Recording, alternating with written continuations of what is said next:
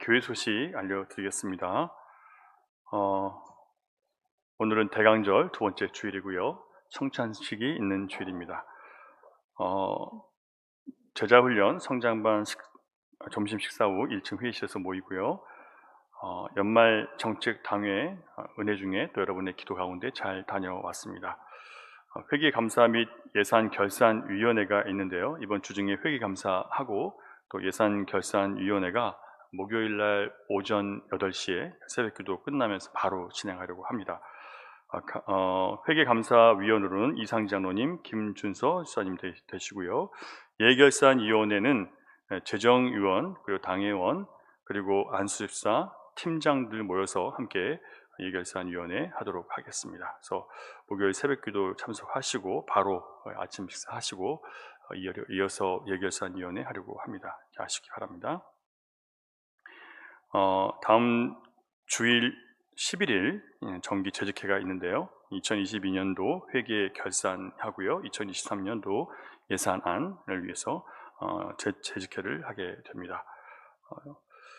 유아 세례가 성탄절에 있고요. 교우 소식 알려드리겠습니다. 우리 모니카 자매 28일 월요일 암 제거 수술 받고 회복 중에 있습니다. 잘 회복되고 깨끗하게 치유받기를 위해서 여러분 계속 관심을 갖고 기도해 주시기 바라고요. 이다은 집사 달의 신기 엄마가 고국으로 아이들을 데리고 재이민을 떠나게 됩니다. 모든 여정과 새로운 출발 가운데 여호와 이르 주님의 돌보심 있기를, 또 주님이 길을 열어주도록 여러분 기도해 주시기를 바랍니다. 이상입니다. 오늘 하나님 우리에게 주시는 말씀 이사야 9장 1절부터 7절까지 말씀입니다. 구약성경 이사야 9장 1절로 7절, 앞에 화면을 보시고 교독하겠습니다. 전에 고통받던 자들에게는 흑암이 없으리로다. 옛적에는 여호와께서 스불론 땅과 납달리 땅이 멸시를 당하게 하셨더니 후에는 해변 길과 요단 저쪽 이방의 갈릴리를 영화롭게 하셨느니라. 흑암에 행하던 백성이 큰 빛을 보고 사망의 그늘진 땅에 거주하던 자에게 빛이 비치도다. 주께서 이 나라를 창성하게 하시며 그 즐거움을 더하게 하셨으므로 추수하는 즐거움과 탈취물을 나눌 때의 즐거움 같이 그들이 주 앞에서 즐거워하오니 그들의 어깨의 채찍과 그 앞제자의 막대기를 주께서 꺾으시되 미디안의 날과 같이 하셨음이니이다. 어지러이 싸우는 군인들의 신과 피 묻은 겉옷이 불에 섭같이 살라지리니 이는 한 아기가 우리에게 낳고 한 아들을 우리에게 주신 바 되었는데 그의 어깨에는 정사를 메었고 기묘자라 모사라 전능하신 하나님이라 영존하시는 아버지라 평강의 왕이라 할 것입니다. 같이 있습니다. 그 정사와 평강의 더함이 무궁하며 또 다윗의 왕좌와 그의 나라에 군림하여 그 나라를 굳게 세우고 지금 이후로 영원히 정의와 공의로 그것을 보존하실 것이라. 만군의 여호와의 열심히 이를 이루시리라. 아멘. 하나님의 열심히 하나님의 뜻을 다 이루어 가심을 여러분 믿고 함께 마음을 열고 말씀을 대하시면 좋겠습니다. 지난주 호세아서를 마치면서 그리스도인들이 말씀을 통해서 하나님을 알아야 될 결정적인 이유에 대해서 말씀을 드렸습니다. 말씀은 곧 세상을 창조하시고 다스리시는 분이 하나님이시라는 것을 우리에게 분명하게 보여주고 있기 때문에 우리는 말씀을 잘 알아야 됩니다. 하나님이 세상을 통치하시는 주인이시라는 것을 우리에게 보여주기 때문에 계속 성경을 읽어나가고 하나님이 어떤 분이신지를 알아간다면 얼마나 하나님의 모든 계획과 뜻이 이 땅 가운데 온전히 이루어졌는지를 성경을 통해서 확인하게 되는 거예요. 성경을 통해서 말씀을 통해서 확인하면서 신앙이 자라는 겁니다. 내가 잘 믿어야지라고 해서 믿어지는 게 아니고요. 말씀을 읽어가면서 그 말씀이 내 심령을 움직이고 그 말씀이 나의 어떤 흔들리는 마음들을, 요동치는 생각들을 다스릴 때 그때 우리는 진정한 믿음이 생기는 겁니다. 그래서 말씀을 들어야 믿음이 생기는 거예요. 말씀을 붙잡고 씨름해야 내 안에 모든 이 더러운 것들이, 또 악한 생각들이 물러가는 겁니다. 내 인생과 내 모든 것의 주인은 내가 아니라 하나님이시라는 것을 말씀을 통해서 신자는 계속해서 배워나가게 됩니다. 따라서 하나님의 말씀은 내 뜻대로 살기를 원하는 사람의 편이 아니라 오히려 그런 생각을 버리지 못한 신자의 생각과 마음을 사로잡아서 내 안에 세운 나의 성을 돌 위에 돌 하나 남지 않도록 완전히 부수시는 하나님의 손에 든 망치와 같다는 것을 여러분 아셔야 됩니다. 그래서 말씀이 힘든 거예요. 나를 부수기 때문에. 우리 안에 있는 우리의 이 옛 쓴뿌리와 이 성들이, 교만의 성이 얼마나 견고한지 몰라요. 그래서 말씀이 강력한 거예요. 이렇게 말씀은 나를 나 자신으로부터 구원하기 위한 것이고, 또한 하나님을 대적하고 반대하는 세상의 문화와 인간의 감각적인 기쁨과 타락한 본성을 부추기는 우리에게 너무나 익숙한 세상 정신으로부터 우리를 건져내주는 것이 하나님 말씀입니다. 그렇기 때문에 말씀으로 자신과 내 주변과 세상을 살펴보지 않는 신자는 자기가 볼 때는 아무리 잘하고 있는 것 같이 보일지 모른다 하더라도, 또 남들이 칭찬한다 하더라도 잘못 살고 있을 가능성이 높아요. 왜냐하면 우리 삶의 유일한 완전한 기준은 뭐예요? 말씀이잖아요. 말씀으로 나를 평가하지 않고 내가 나를 판단하고 다른 사람들이 나를 괜찮다고 평가하는 것은, 거기에 내가 끌려가기 시작하면 여러분, 그것은 잘못된 신앙이 될 수밖에 없는 거예요. 오늘 우리가 읽은 말씀에서도 유대 백성들은요, 자신들이 성전에서 제사를 드리기 때문에, 그리고 그들 나름대로 율법을 그들이 옳다고 여기는 방식대로 지키고 있었기 때문에 그들은 자신들이 영적으로 어두운 상태에 있다는 것을 전혀 알지 못하고 있었던 것을 알 수 있습니다. 그러니까 영적인 것을 알지 못해요. 그러니까 우리가 지금 이렇게 교회에 나와 있고 또 나름대로 하나님 안에서 내가 바르게 살고 있다는 그런 감각을 갖고 있는데, 그런 것들을 통해서 오히려 정말 영적인 눈을 뜨고 나를 바라볼 수 있는 그런 능력이 생겼는지 한번 보는 거예요. 내가 하고 있는 잘하는 것들은 잘했다고 생각하는데 내 안에 있는 내 마음이 정말 예수 속에 사로잡혀 있는지, 내가 성령의 열매를 맺고 있는 변화가 나타나는지, 이걸 물어보면 별로 대답할 게 없는 거예요. 하나님은 우리가 무엇을 하느냐에 관심이 있는 게 아니라 내 마음의 성전에 예수님이 계시고 그 예수님이 지금 나를 변화시켜서 성령의 열매를 맺고 계신지, 예수님의 형상이 나를 통해 드러나고 있는지, 거기에 관심이 있으신 거예요. 근데 많은 성도들이 내가 뭘 했고 안 했고 여기에 관심이 있어요.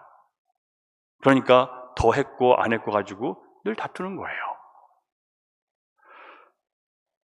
그런 유다 백성들을 향해서, 나름대로 자기들은 옳다라고 생각하는 유다 백성들을 향해서 하나님께서 어떤 평가를 내셨는지가 중요합니다. 2절 보겠습니다. 2절 시작. 흑암에 행하던 백성이 큰 빛을 보고 사망의 그늘진 땅에 거주하던 자에게 빛이 비치도다. 평가가 뭐냐면요, 흑암에 행하는 백성이래요. 또 사망의 그늘진 땅에 거주하는 자래요. 흑암에 행한다는 것은 앞뒤를 분간하지 못하는 그런 철저하게 무지한 상태에 있다는 것을 이야기합니다. 지금 유다 백성들은, 또 여기 말하는 이 이스라엘 백성들은 나름대로 우리는 하나님의 백성이라는 그 자부심이 있었던 사람들이에요. 그런데 하나님께서 이스라엘을 통해서 뭐라고 평가하시냐면, 너희들은 앞뒤를 분간하지 못하는 어두운 자들이다. 사망의 그늘진 땅에 거주한다는 것은 구원이 이르지 못했다는 뜻입니다. 구원받지 못했다는 거예요. 성경적으로는 유다 백성들은 전혀 영적으로 자신감을 갖거나 자부심을 가질 수 있는 근거가 없다라고 지금 오늘 본문에서 이야기해주고 있는 겁니다. 이사야는요, 성도들에게 너희 자신에게 스스로 자부심을 갖고 자신감을 갖는 근거가 너희 안에 있다면 그것은 너희가 보지 못하는 것이다라고 얘기하는 거예요. 내 안에 없거든요.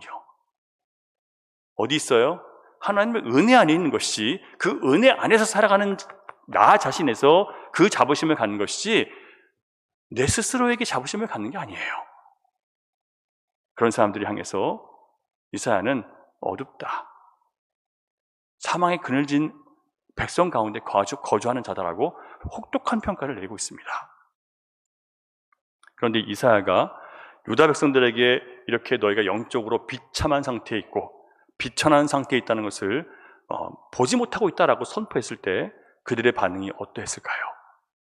이사야는 끔찍하게 미움을 받았습니다. 사람들은 그를 증오하고 몰아내려고 해요. 탈무드에 의하면 이사야는 므낫세 왕의 부하들의 손에 잡혀서 나무에 숨어 있었는데, 큰 나무 안에 숨어서 갇혀 있었어요. 근데 그 나무를 뿌리째 뽑아와서, 밑에 밑둥을 잘라서 뽑아와서 사람들이 보는 앞에서 톱으로 가운데 썰어서 죽였어요. 히브리서에 나오는 얘기예요. 톱에 썰어서 죽인 사람, 바로 이사야입니다. 예수님 당시에도 하나님을 잘 아는 사람들이라고, 경건한 무리라고 인정받았던 바리새인과 서기관들 역시 하나같이 자신의 영적 무지함을 인정하려고 하지 않았습니다. 그래서 큰 빛이신 예수님을 거절하고 그들의 어둠을 드러내신 큰 빛이신 예수님에 대해서 자기들의 어둠이 드러나니까 어떻게 해요? 분노하고 증오하고 그 빛을 꺼버리기 위해서 십자가에 못 박아 죽였습니다. 여러분, 인간은 누구나 잘못된 자존감으로 가득 차 있기 때문에 자신이 영적으로 무지하다는 것을 잘 인정하려고 하지 않고요, 아주 불쾌하게 느끼게 되어 있습니다. 그래서 자신의 영과 혼과 관절과 골수를 찔러 쪼개는 성경 말씀으로 자신의 영적 실체를 발견하고 영적인 삶으로 인도받고자 하는 사람이 아주 극소수예요. 정말 주님이 낮춰주시지 않고는요, 거기까지 잘 안 가려고 해요. 말씀을 듣고 배우는 목적은 그 말씀으로 하나님의 뜻을 알고 그 뜻이 나를 통해서 이루어지게 하는 것이, 그것이 말씀을 읽는 목적이에요. 그런데 많은 사람들이 성경을 내가 성공적인 삶을 살기 위한 교훈집이나 자기 개발서처럼 생각하거나 아니면 도덕적으로 바르게 살기 위한 도덕 교과서 내지는 내 생각을 지지해주는 그런 수단으로, 권위 있는 수단으로 읽고 연구하는 경우가 너무나 많이 있습니다. 성경은 변함 없는 진리로 자기 사랑에 깊이 빠진 인간의 이기심과 숨겨진 탐심과 하나님 없이 자기 인생을 성공적으로 살 수 있다고 착각하는 인간의 교만한 실체를 다 드러내 줍니다. 성경은 또한 하나님을 떠난 세상이 얼마나 악하고 음란하며 하나님을 대적하고 있는지를 보여주는 영적인 책이기도 합니다. 그리고 구약의 모든 예언의 말씀은 역사 속에서 다 사실로 드러났습니다. 우리가 성경을 더욱 경외하는 마음으로 읽어야 되는 이유는 성경에 기록된 모든 예언과 말씀들은 하나도 빠짐없이 다 이루어지고 있고 이루어졌기 때문에 그런 거예요. 이렇게 놀라운 하나님의 말씀을 가까이 하지 않는 것은 우리에게는 너무나 큰 불행인 거예요, 여러분. 오늘 우리가 읽은 말씀도 약 700년 뒤에 예수님이 오신 후에 쓰여졌던 마태복음에서 그 예언이 성취되었다는 것을 우리가 볼 수 있습니다. 마태복음 4장 12절로 14절 말씀을 앞에 화면 보시면서 같이 한번 읽어보겠습니다. 시작. 예수께서 요한이 잡혔음을 들으시고, 없어요? 제가 읽을게요. 예수께서 요한이 잡혔음을 들으시고 갈릴리로 물러가셨다가 나사렛을 떠나 스불론과 납달리 지경 해변에 있는 가버나움에 가서 사시니 이는 선지자 이사야를 통하여 하신 말씀을 이루려 하심이라. 이사야는 갈릴리 호수 주변에 자리 잡았던 스불론 지파와 납달리 지파를 이방의 갈릴리라고 불렀습니다. 이방의 갈릴리라고 부른 이유는요, 이스라엘과 이방 사이의 경계이기 때문에 이방의 갈릴리라고 그렇게 부른 거예요. 이사야 당시 이미 이 갈릴리 지역은요, 스불론과 납달리 지파의 땅이었지만 아수르의 침략으로 인해서 더 이상 이스라엘의 색깔이 없어졌어요. 이방의 색채가 강해지고 많은 사람들이, 이방 사람들이 들어와서 섞여 살면서 혼혈이 되기도 했습니다. 문화적으로, 정치적으로 이스라엘의 색깔이 흐려지고 온통 이방 문화로 가득 차 있었습니다. 그래서 정통 유대인들, 정통 이스라엘이라고 자부하는 사람들은 이 스불론 땅, 갈릴리 땅을 이방이라고 무시하고 경멸했습니다. 예수님이 그런 곳에서 자라나신 거예요. 그래서 마태는 바로 이사야가 예언한 것처럼 그곳에 큰 빛이 임했다. 무시받고 멸시당하는 그 땅에, 보지 못한다고 사람들이 외면하고 무시했던 그 땅에 하나님의 큰 빛이 임했다라고 얘기를 하는 거예요. 예수님은 이사야의 예언대로 흑암 속에 행하던 사람들, 사망의 그늘진 땅에 정착해서 살고 있는 사람들, 자기가 그런 존재인 것을 인정하는 사람들이 있는 곳에 오셨어요. 그곳에서 많은 기적을 행하시고 병을 고치시고 귀신을 쫓아내시고 천국 복음을 전하셨다고 기록하고 있습니다. 자, 오늘 말씀에서 우리는요, 자, 그렇다면 어떤 사람들이 이 큰 빛을 받아들이게 되는지를 살펴보려고 합니다. 우리가 예수 그리스도께서 이 땅에 오셨는데 아무나 그 빛이신 예수님을 만난 게 아니에요. 그렇죠, 여러분? 누가 만났습니까? 성령 충만한 사람들과 메시아를 간절히 기다리며 나의 약함과 나의 죄인됨을 깨닫고 있는 사람들만 주님 만나는 거예요. 오히려 왕궁에 있던 사람들, 제사장들, 바리새인들, 서기관들은 이 예수님 만나지 못해요. 정말 만나야 될 사람들이라고 생각하는 사람들은 못 만나고요, 자기가 자격이 없다고 생각하는 사람들이 만나는 거예요. 이것을 오늘 우리 본문에서 분명히 발견할 수 있어야 되는 거예요. 자, 첫째, 큰 빛을 받은 사람은 전에 고통받던 자들이었습니다. 1절 시작. 전에 고통받던 자들에게는 흑암이 없으리로다. 옛적에는 여호와께서 스불론 땅과 납달리 땅이 멸시를 당하게 하셨더니 후에는 해변길과 요단 저쪽 이방에 갈릴 일을 영화롭게 하셨느니라. 멸시당하던 사람들에게 영화가 임한다는 거예요. 전에 고통받았던 자들이 누굴까요? 하나님을 떠나서 세상에서 자기 힘으로 살기 위해서 세상의 권세와 힘을 믿고 살다가 이방 나라에 끌려가서 다 잃고 완전히 실패해버린 이스라엘 백성들과 유다 백성들을 이야기합니다. 뭘 의지했어요? 하나님 말씀을 따라 살지 않고 세상의 힘과 권세를 의지하고 이방 나라들의 강력함을 의지하고 그들의 쾌락과 즐거움을 따라 갔다가 온전히 실패한 사람들, 그 모든 사람들을 이야기합니다. 그러니까 무슨 얘기냐면 한때 주님을 믿지 않고 살면서 온전한 실패 가운데 들어가 보고 또 예수님을 믿는다 하지만 자기가 얼마나 무익하고 비참한 존재인지 깨닫지 못하고 살다가 완전히 다 잃고 무너져서 하나님 앞에 돌아왔던 자들, 전에 고통받았던 사람들, 예수 그리스도의 은혜가 없이는 살 수 없음을 깨달은 사람들, 바로 그들이 예수님을 만나게 된다는 이야기입니다. 이스라엘의 역사를 보면요, 이제 예수님 당시까지 오는 그 시간 동안 아수르에 의해서 북왕국 이스라엘은 멸망을 당했고요, 남유다는 이후에 바벨론에 의해서 멸망을 당합니다. 많은 백성들이 이방 나라의 포로로 끌려가고 노예가 되었습니다.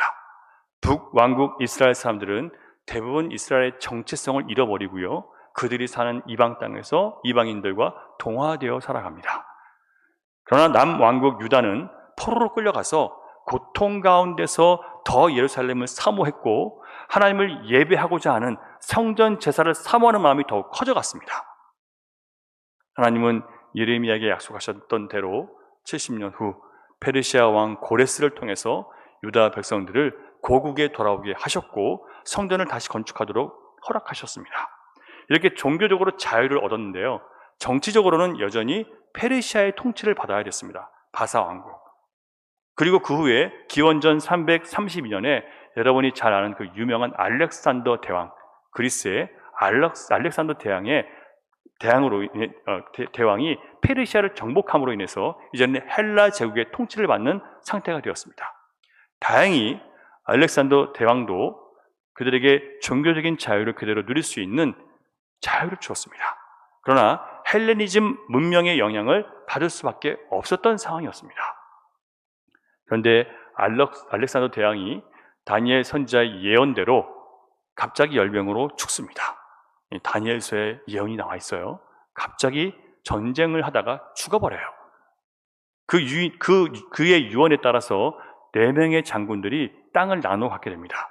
그 광대한 땅을 나눠 갖게 되는데 팔레스타인 땅은 프톨레마이오스라는 왕조가 서게 되면서 계속해서 종교적인 자유를 누릴 수 있었습니다.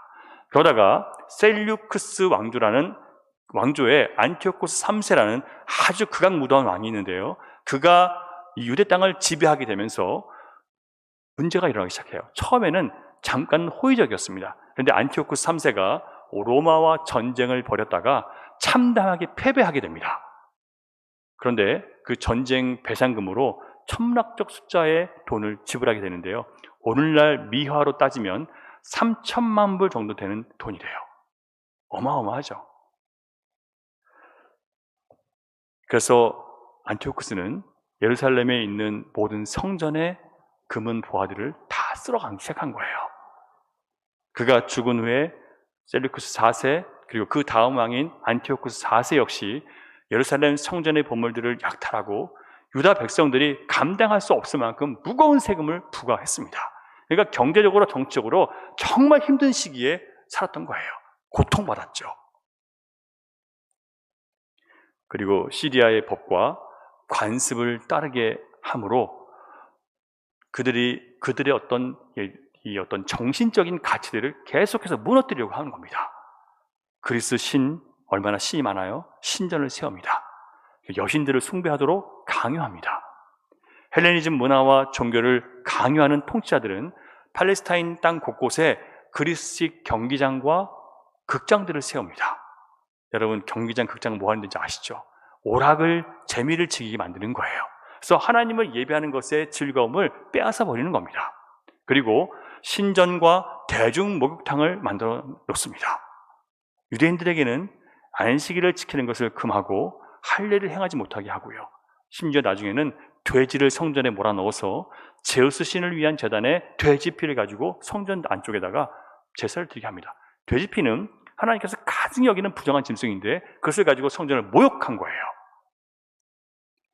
1세기의 유대 역사가 요세푸스에 의하면 당시 지도층이었던 유다 제사장들은 헬레니즘 문화에 푹 빠져 있었다고 얘기합니다.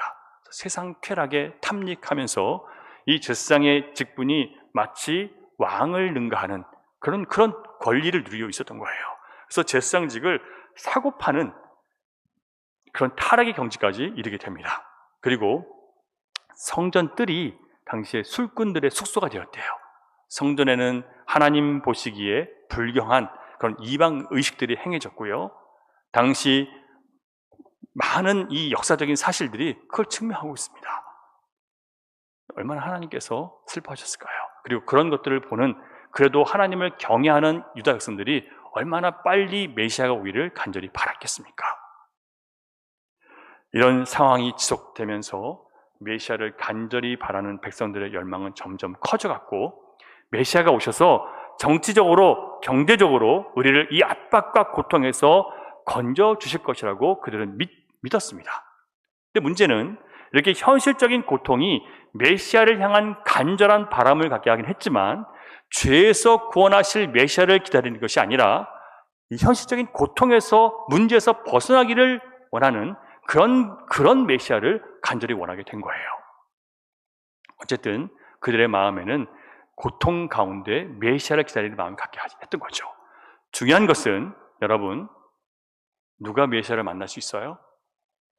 간절히 이 땅에 살아가는 삶이 하나님을 떠난 인생이 고통이고 고난이며 괴로움인 것을 알고 간절히 예수 그리스도의 통치와 다스리심을 기다리는 사람들이 바로 예수님을 만나게 된다는 뜻입니다.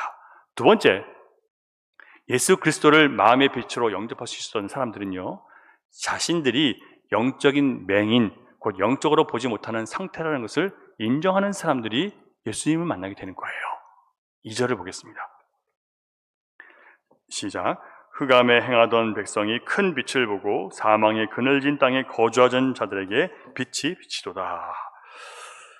여러분, 사람들은 누구나 어떤 문제가 생기면 각자 나름대로의 해석과 또 그 해석을 중심으로 한 문제 해결을 하려고 하는 그런 습성들이 있습니다. 누굴 의지하는 사람은 늘 누구에게 만나서 이렇게 해야 돼요, 저렇게 해야 돼요 물어보고요. 또 늘 자기 혼자 생각하는 사람은 혼자 깊은 방에 들어가서 생각하면서 자기가 결론을 내리고 그것을 추진해 나갑니다. 근데 문제는 인간이 온전하지 못하잖아요. 아무리 탁월한 인간이라 하더라도 그의 분석과 해석은 항상 정답일 수는 없어요. 왜냐하면 인간이 불완전하기 때문에 그래요. 근데 그런 불완전한 인간이 자기의 분석과 해석을 믿고 모든 것을 결정해 나간다면 어떻게 될까요? 실패하고 할 수밖에 없는 거예요. 월드컵 경기가 한창입니다. 대한민국이 16강에 진출할 확률이 몇 퍼센트인 줄 아세요? 축구 전문가들이 9%라고 분석하고 진단했습니다. 그래서 대부분은 그냥 불가능하다라고 진단했어요.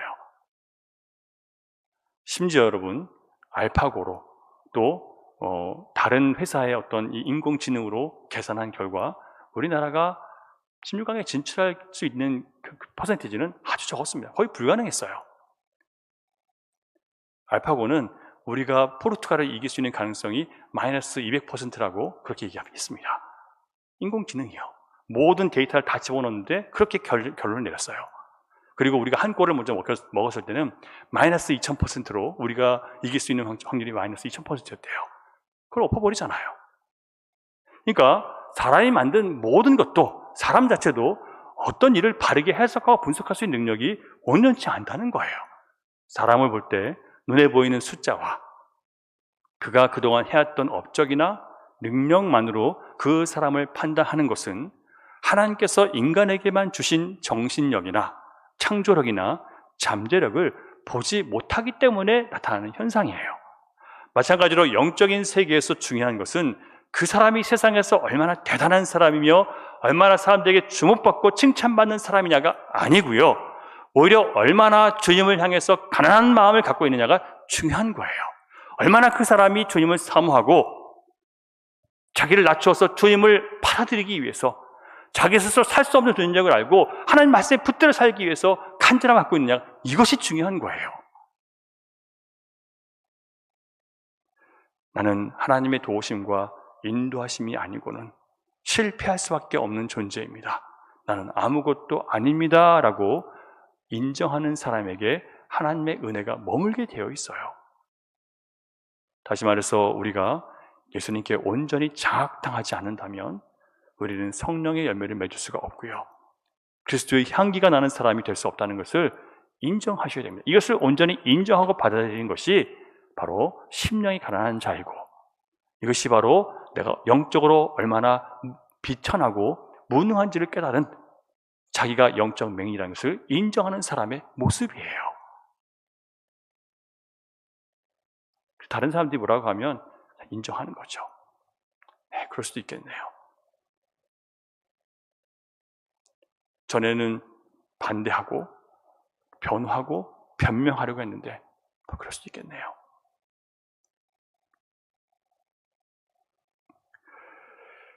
여러분, 심령이 가난한 자가 복이 있다고 예수님 말씀하셨습니다. 이 말씀은 내가 영적으로 얼마나 가난한지, 비천한지, 맹인인지를 알고 하나님이 보내신 메시아, 더 큰 빛이신 예수님을 나의 구주로 내가 믿고 따르지 않으면 내 영혼은 도무지 살 가망성이 없다는 것을 인정하는 것, 이것이 바로 복받은 사람의 모습입니다. 내가 하나님의 말씀에 이끌리지 않으면 나는 나의 탐욕과 육신의 정욕을 분별할 수 없고 거기서 빠져나갈 힘도 없으며 그저 세상의 요구와 세상의 억압에 끌려갈 수밖에 없는 무능하고 비참한 자라는 것을 인정하는 사람이 예수 그리스도의 더 큰 빛을 받을 수 있습니다. 셋째, 예수 그리스도를 마음의 빛으로 영접할 수 있었던 사람은 인간의 능력을 신뢰하지 않는 사람입니다. 자, 4절 보겠습니다. 시작. 이는 그들이 무겁게 맨 멍에와 그들의 어깨의 채찍과 그 압제자의 막대기를 주께서 꺾으시되 미디안의 날과 같이 하셨음이니이다. 미디안의 날은 기드온이 적은 숫자의 300명의 용사를 데리고 수만 명의 그 미디안 적군과 싸워서 이긴 것을 얘기합니다. 그래서 능력이 어디 있어요? 하나님께 있다는 거죠. 우리에게 있는 게 아니에요. 우리 그냥 도구일 뿐이에요. 아무리 하찮은 도구라 하더라도 하나님 손에 붙들리면 쓰임받는다는 이야기입니다. 자, 여기서 무겁게 맨 멍에가 무엇일까요? 사람은 누구나 내 목숨이 살기 위해서 세상의 필요와 세상이 우리에게 이것이 있어야 된다고 요구하는 것들을 채우기 위해서 가끔은 세상의 권력이나 힘 앞에 또 경제력 앞에 무릎을 꿇고 굴복해야 될 때가 많이 있습니다. 또한 내 가족이나 또 세상에서 가족들이나 또 세상 사람들에게 내 실력을 인정받고 괜찮은 아버지, 괜찮은 남편, 괜찮은 엄마 뭐 이런 것을 인정받기 위해서 감당하기 어려운 짐을 내가 스스로 감당하려고 할 때가 있습니다. 그 이유는 뭐냐면 그래야 내가 좀 더 괜찮은 신자이고 괜찮은 아빠이고 괜찮은 목사이고 괜찮은 엄마이고 이걸 증명하기 위해서 그런 일을 하는 거예요.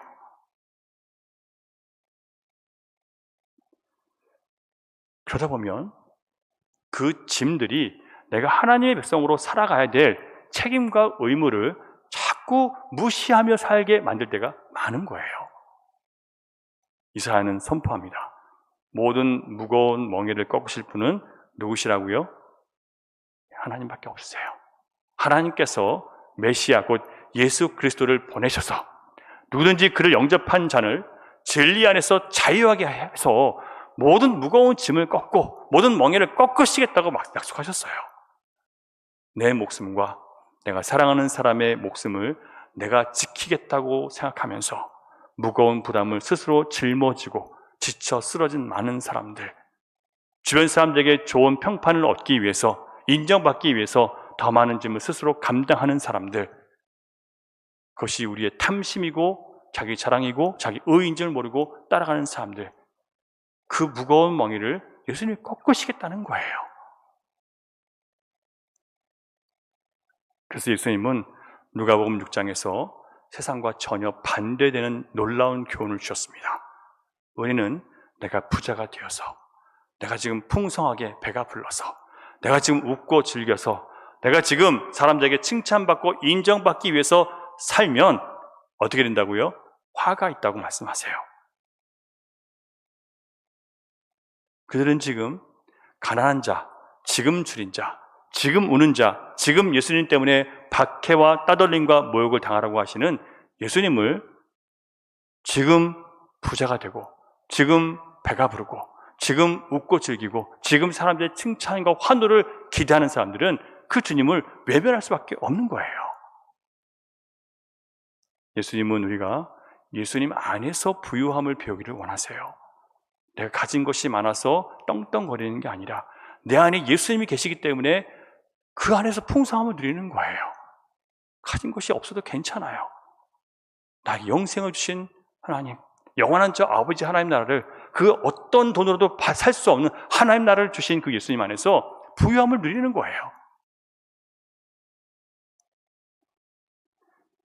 우리가 예수님 안에서 풍족함과 만족함을 배우고 예수님 안에서 즐거워하는 법을 배우고 예수님 때문에 세상에서 모욕을 당하고 손해를 당하고 때로는 버림을 당하지만 하나님으로부터 위로받고 살아가는 법을 배우게 하심으로 오히려 천국의 소망을 갖고 즐거워하는 삶, 그 삶을 살게 하시기 위해서 연단을 받고 있는 거예요.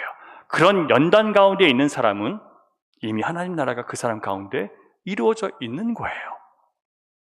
반대죠. 지금 부자가 되고 지금 웃고 떠들고 지금 재밌게 사는 사람이 하나님 나라가 있는 게 아니라 오히려 예수님 때문에 지금 가난하고 지금 줄이고 지금 울고 지금 따돌림 당하고 괴로운 사람이 오히려 하나님 나라가 이루어진 사람이라고 예수님 말씀해 주셨어요. 이 말씀이 우리를 이끌어 가야 돼요. 내가 원하는 천국이 나를 이끄는 게 아니라 하나님 말씀으로 이루어진 천국을 우리는 따라가야 됩니다.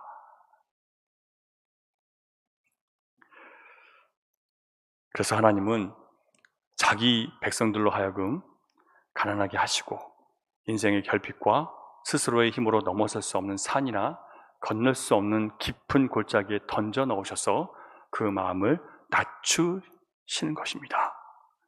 여러분, 그렇다면 하나님이 세상에 보내신 메시아의 연약함을 보시기 바랍니다. 6절, 메시아가 어떤 분이신지 시작. 이는 한 아기가 우리에게 낳고 한 아들을 우리에게 주신 바 되었는데 그의 어깨에는 정사를 메었고 그의 이름은 기묘자라 모사라 전능하신 하나님이라 영존하시는 아버지라 평강의 왕이라 할 것임이라. 여러분, 한 아기가 우리에게 낳습니다.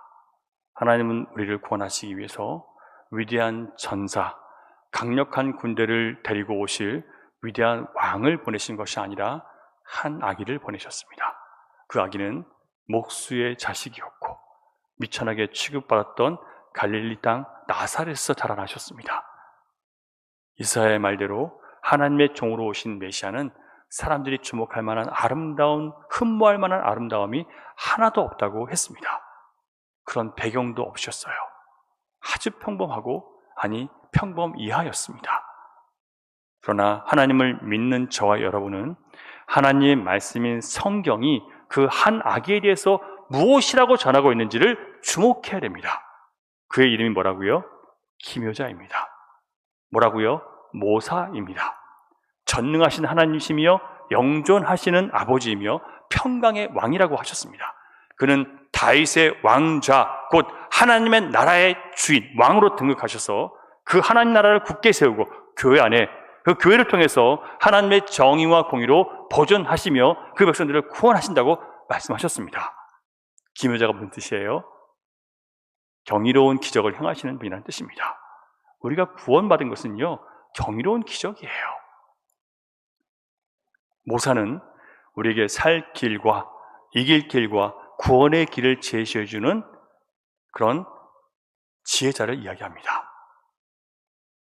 또한 그가 곧 하나님이시고 영원하신 분이며 평강을 주시기 위해서 이 땅에 오셨다고 하셨습니다.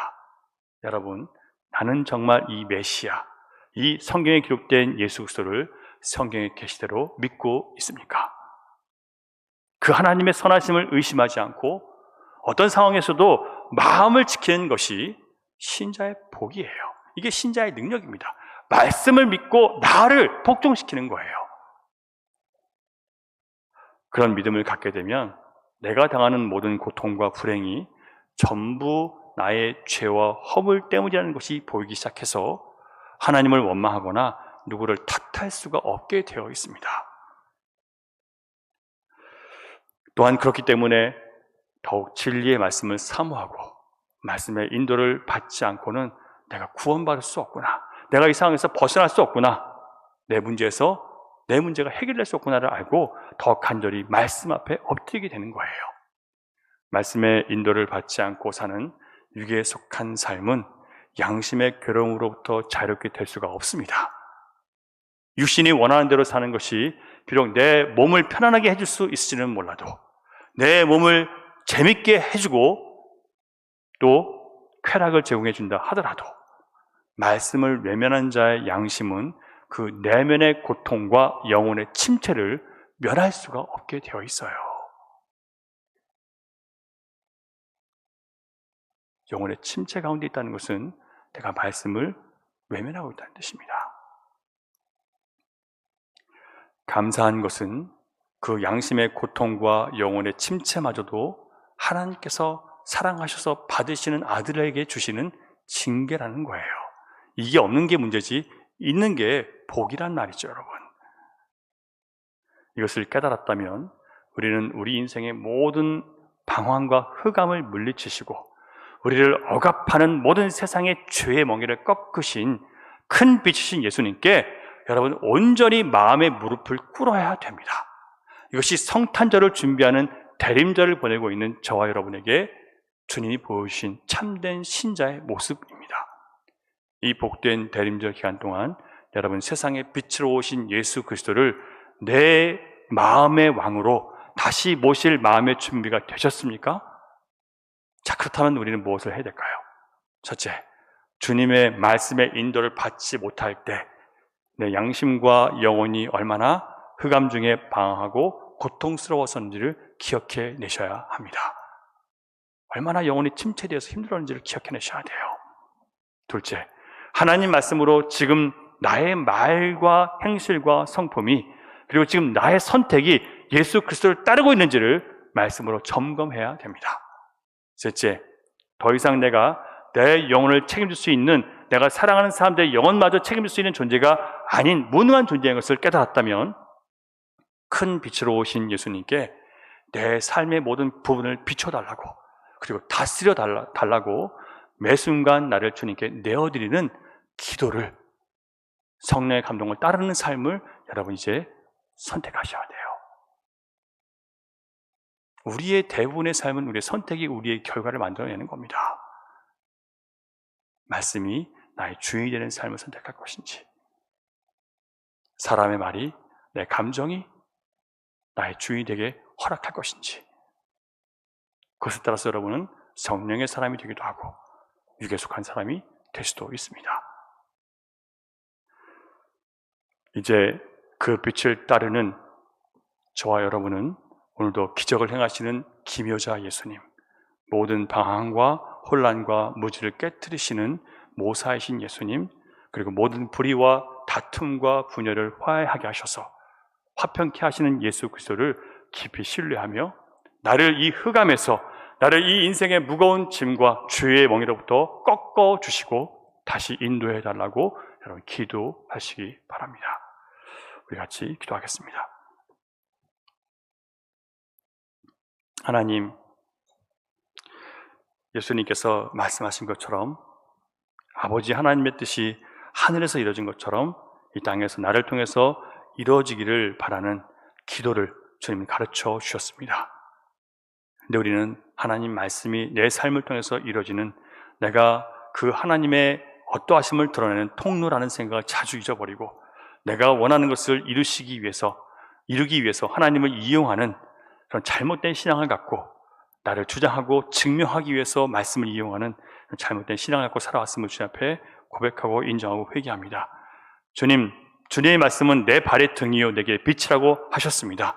주님, 내 안에 다시 하나님 말씀으로 채워지게 하시고 나 자신을 말씀으로 인도받게 하시고 내가 주 안에 살아가는지 다시 점검하며 내 삶의 모든 부분을 비추신 예수님께서 비추시고 또 나를 인도하시도록, 나를 온전히 내어드리는 우리 모두가 될 수 있도록 주님 역사해 주시옵소서. 믿사옵 예수님 이름으로 기도드립니다. 아멘.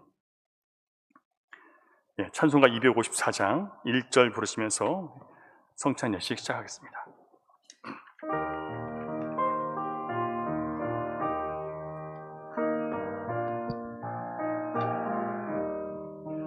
내 주의 보혈은 정하고 정하다 내 죄를 정케 하신 주 날 오라 하신다. 내가 주께로 지금 가오니 십자가의 보혈로 날 씻어 주소서. 이 성찬 예식은 우리 주님께서 제자들과 마지막 6월절에 함께 떡과 잔을 나누면서 명령하신 그런 예식입니다. 내가 다시 오는 날까지 기념하여 지키라고 하셨습니다. 이 예식은 예수님께서 우리를 위해서 십자가에서 이루신 구속을 눈에 보여주기 위해서 기념하라고 하신 예식이고요, 은혜의 방편이기도 합니다. 어떻게 주님께서 희생하셨고 어떻게 찢기셨는지, 어떻게 피 흘리셨는지를 이 잔과 떡을 바라보면서 함께 생각하시고 내가 오직 예수님의 은혜로 구원받았음을 기억하며 다시 한번 은혜 안으로 들어가서 은혜 안에서 서로 사랑하는 그런 우리가 되면 좋겠습니다. 기도하겠습니다. 사랑의 하나님, 죄 가운데 죽었던 우리를 살리기 위해서 아들을 내어주셨고 그 피를 인해서 우리는 죄사함 받았고 그 찢기심으로 우리는 나음을 입었다 하셨습니다. 이제 우리가 받은 이 구원의 은혜가 오직 십자가의 은혜인 것을 알고 주님 명령을 따라 우리가 오직 은혜로 살았음을 감사하며 이 예식에 참여하오니 하나님 다시 한번 십자가의 은혜를 기억하며 마음으로 주님 앞에 감사하며 다시 한번 그리스도 보혈의 능력으로 덮여지는 은혜가 있도록 성령 이 시간 주장해 주시옵소서. 믿사옵 예수님 이름으로 기도드립니다. 아멘.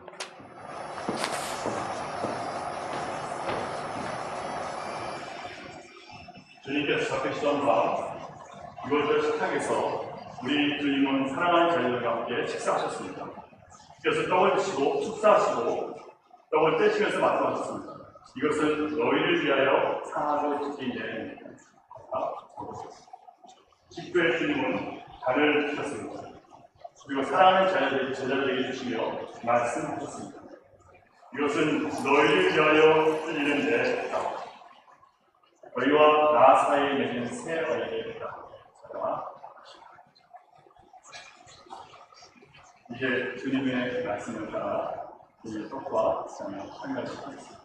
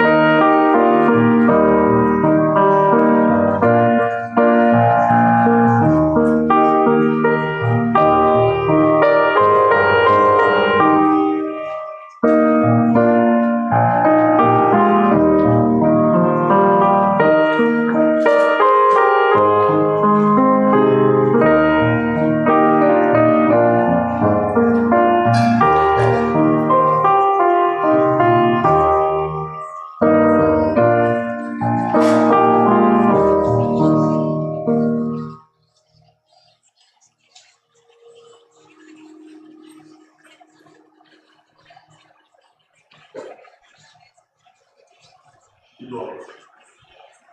사랑하는 주님, 주님께서 말씀하신 대로 우리의 한 손에 찍히신 주의 눈을 기억하며 떡을 줬습니다. 또 다른 한 손에 우리를 위해서 우리의 죄를 사하시기 위해서 흘리신 예수님의 피를 기억하는 잔을 줬습니다. 주님, 우리의 영이 살아나는 것은 오직 예수 그리스도 십자가의 은혜였음을 기억하며 나를 위해서 극심한 고통을 그분으로 공경하신 주님을 찬양합니다. 너를 외우신 하나님께 모든 영광을 올려드립니다. 이제 이 떡과 잔을 쓰면 우리 모두는 예수 그리스도의 손과 발이 되어 머리신 예수님께 속죄하며 주 안에서 하나 되게 하신 것을 힘써주시는 한 몸 결심을 주셨으며 아버지의 뜻을 이뤄가는 복된 자녀를 되게 해 주시옵소서. 모든 영광과 감사와 존귀를 오직 아버지께 올려드리며 예수님 이름으로 감사와 기도드렸습니다. 아멘.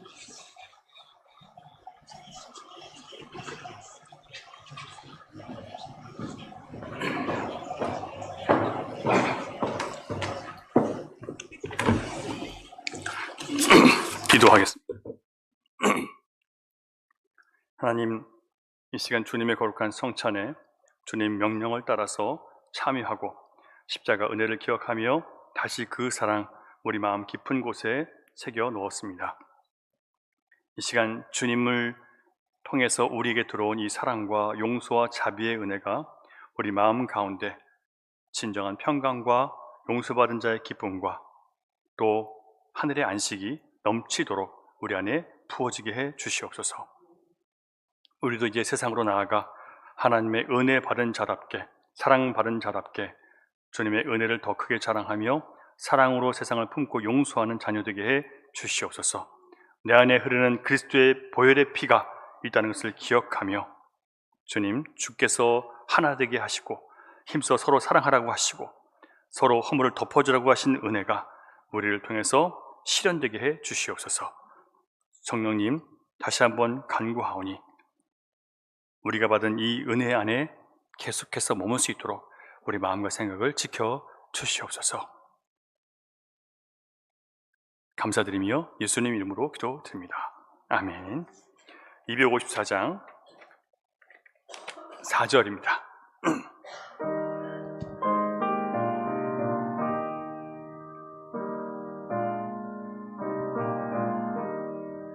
큰 죄인 복받아 살 길을 얻었네.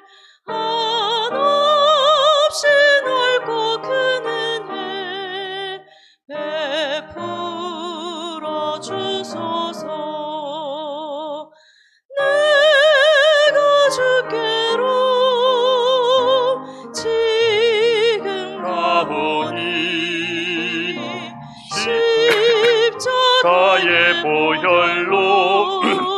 날 씻어 주소서.